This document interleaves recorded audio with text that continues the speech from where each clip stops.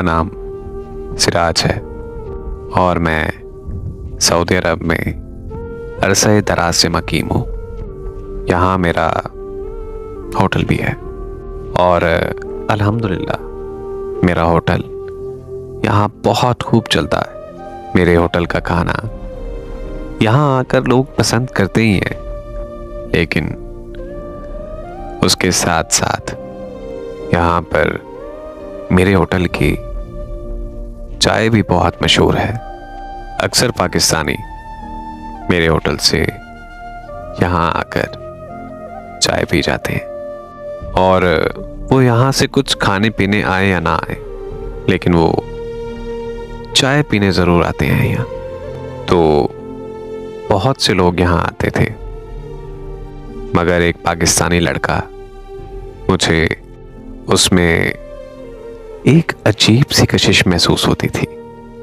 वो अक्सर मेरे होटल पर चाय पीने की गर्ज से आता था।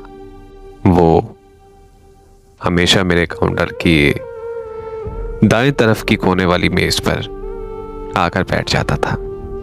उसे मेरे होटल की चाय बहुत ज़्यादा पसंद थी, जिसका इज़हार वो मुझे अक्सर कर दिया करता था। उसका रंग गोरा, गहरी आंखें, कशीदा पेशानी, चौड़ा सीना। उसकी उम्र अंदाजन कोई 25-26 साल होगी। अक्सर उसने अपने सर पर एक रुमाल बांधा होता था, जिसमें वो अरबी ही लगता था। उसकी एक खास बात जो मैंने काफी बार नोट की, वो थी उसकी मुस्कुराहट। जब वो मुस्कुराता तो निहायत मुस्कुराहट उसके लबों पे तर आती थी, लेकिन पता नहीं क्यों मुझे उसकी आंखें हमेशा उदास नजर आती थी, जैसे कुछ छिन जाने का दुख हो उसे, जैसे उससे कोई उसका मनपसंद शख्स छिन गया। एक दिन हस्बे मामूल वो आया और खामोशी से अपनी मखसूस जगह पर आकर बैठ गया। चाय की चुस्कियां भरते भरते जाने वो किस गहरी सोच में गुम था। मैं उसी को ही देख रहा था, जाने ख्याल के किस लम्हे में उसकी आंखों में नमी सी आ गई, जिसे कमाल महारत में उसने झपक झपक कर रोका और सर झुकाकर चाय के कप में हौले हौले चम्मच चलाने में लगा हुआ था। मैं उस दिन फारिग बैठा हुआ था। लोग भी इक्का दुक्का आ रहे थे। मुझसे रहा नहीं गया और मैं उसके पास चला गया। मैंने उसे कहा कि प्यारे भाई, आप पाकिस्तान से हो ना? मैंने उसकी तरफ अपना हाथ आगे बढ़ाया। उसने मुझे जवाब दिया कि जी, मैं पाकिस्तानी हूँ। और यकीनन जी, मैं पाकिस्तानी हूँ। और यकीनन सर उठाया और मुस्कुराकर जवाब दिया। उसकी मुस्कुराहट हकीकतन बहुत खूबसूरत थी, मगर उसकी आंखें दर्द में डूबी हुई थी। मैंने उससे पूछा कि प्यारे भाई, आप कब से हो यहाँ और आप यहाँ क्या काम करते हो? मैं सामने वाली कुर्सी की सीट कर उसके पास बैठ गया। बगौर उसकी आंखें भी बड़ी हसीन थी। उसके चेहरे पे बच्चों जैसी मासूमियत थी। उसने मुझे जवाब दिया कि जी, मैं यहाँ एक कंपनी में जॉब करता हूँ और मुझे यहाँ आए हुए ज़्यादा अरसा नहीं हुआ। वो आहिस्तगी से बोला।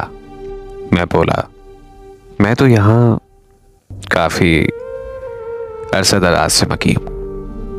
मेरे लायक कोई खिदमत हो तो बताना, मैं आपके लिए हाजिर हूं।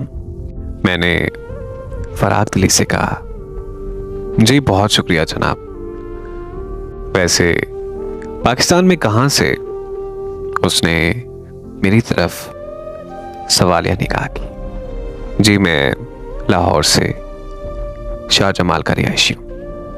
मुझे महसूस हुआ कि जैसे एक पल को वो किसी सन्नाटे में आ गया। मैं उसके चेहरे का रंग बदलते साफ तौर पर देख सकता था। मैंने उसे कहा कि आपसे एक बात पूछूं, अगर आपको बुरा ना लगे तो। जी जी जरूर, वो सर हिलाकर बोला। आपकी उम्र तो इतनी नहीं है, फिर ये आंखों में इतनी उदासी क्यों नजर आती है? इस उम्र में तो नौजवान बड़े खलंदरे और शौक तबाह होते हैं। मैंने उससे शफकत से पूछा। नहीं नहीं, ऐसी तो कोई बात नहीं है। वो फीकी सी हंसी हंसकर बोला। उस्मान इधर, वो हौले से बोला। उस्मान, मुझे अपना भाई समझो। तुम्हारी आंखों में जो उदासी है, यार मैंने जो तुम्हारी आंखों में उदासी देखी है, मैंने उसकी वजह दरियाफ्त करनी है। तुम मुझसे बिला झिझक अपने दिल की बात कर सकते हो। शायद तुम्हारे बात करने से तुम्हारे दिल का बोझ हल्का हो जाए। वो भी शायद किसी ऐसे कंधे की तलाश में था। वो तड़प कर बोला, सिराज भाई, मोहब्बत के बारों की आंखों में यूं ही उदास रहा करती हैं। महबूब से जुदाई का गम उन्हें खून के आंसू रुलाता है। हिजर की तवील रातें चैन से मुझे सोने नहीं देती, और सबसे बढ़कर महबूब की बेवफाई का गम पूरे वजूद को दीमक की तरह खा जाता है। वो बेसाख्ता बोला।